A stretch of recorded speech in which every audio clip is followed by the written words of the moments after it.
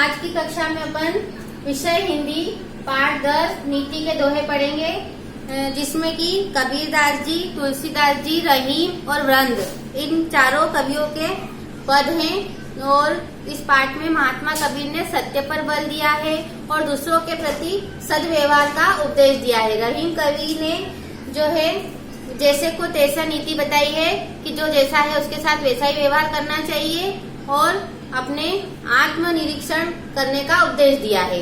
अपने बारे में मतलब अपने को सुधारने का संदेश दिया है। वृंद कवि ने जीवन में सतत साधनारत रहते हुए विद्या प्राप्ति के लिए कठोर परिश्रम करने की शिक्षा दी है। और तुलसीदास जी ने मधुर बोलने और गुणग्राही बनने का उपदेश दिया है। इन चारों कवियों ने अपने जीवन में जो है इन दोहों के माध्यम से बहुत ही अच्छी शिक्षा दी है। तो बच्चों, आप पहले कठिन शब्दों को देख लीजिए कि कौन कौन से इस पाठ में कठिन शब्द आ रहे हैं, उनके अर्थ मैंने यहाँ बोर्ड पर लिख दिए हैं। आप भी इनको जो है इनका स्क्रीनशॉट ले सकते हैं। ताही मतलब उसको, कागा मतलब कोवा, टोको मतलब तुझको, उत्तम मतलब परिश्रम, करुए मतलब कड़वे, साच का अर्थ है सच, काको मतलब किसको, शिला मतलब पत्थर, कंचन मतलब सोना, वाको मतलब सको, कासो मतलब किसके, जड़मती मतलब मूर्ख, पौन मतलब हवा, अपावन मतलब अपवित्र, जलधि मतलब यद्यपि मतलब यद्यपि। ये आपके कठिन शब्दों के अर्थ मैंने आपको बता दिए हैं, जिससे आपको इन दोहों के अर्थ समझने में सरलता होगी। तो सबसे पहले अपन पढ़ेंगे कबीरदास जी के दोहे। तो साच बराबर तप नहीं, झूठ बराबर पाप, जाके हृदय साच है ताके हृदय आप। मतलब जो है इसका आपको प्रसंग इस प्रकार लिखना है और कि ये दोहा हमारी पाठ्य पुस्तक मतलब हर बार मैं आपको बताती हूँ कि पाठ का नाम और कवि का नाम अपन संदर्भ में लिख सकते हैं और प्रसंग में आप थोड़ा सा इसका अर्थ बता सकते हैं कि सच और झूठ के बारे में जो है कबीरदास जी ने जानकारी दी है।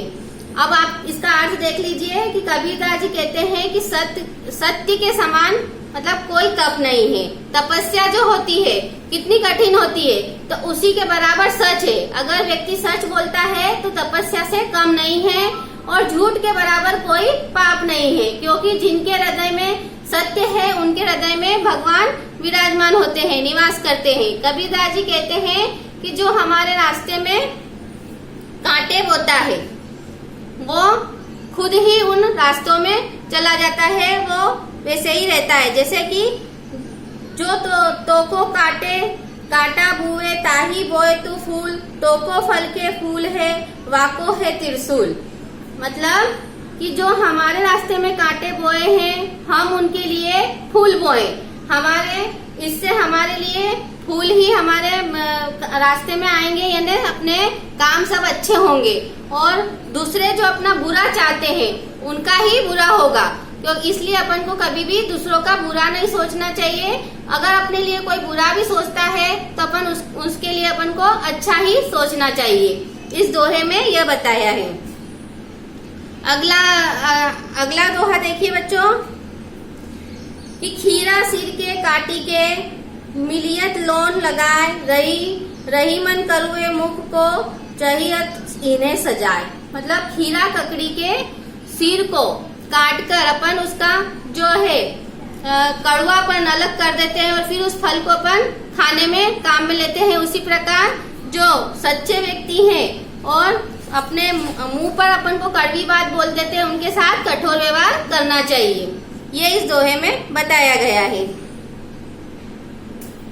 अगली पंक्तियां वृंद कवि की है। अगली पंक्तियों में लिखा है कि करत करत अभ्यास के जड़मती होत सुजान, रसरी आवत जात है सिल पर होत निशान। तो आप इसके संदर्भ में लिख सकते हैं कि उक्त दोहा जो है हमारी पाठ्य पुस्तक में से लिया गया है, नीति के दोहे से लिए गए हैं पंक्तियां। इनके रचयिता जो है वृंद कवि है। तो आप इसका अर्थ देख लीजिए बच्चों कि रहीम कवि कहते हैं कि जो निरंतर अभ्यास करते रहते हैं और जिस प्रकार जो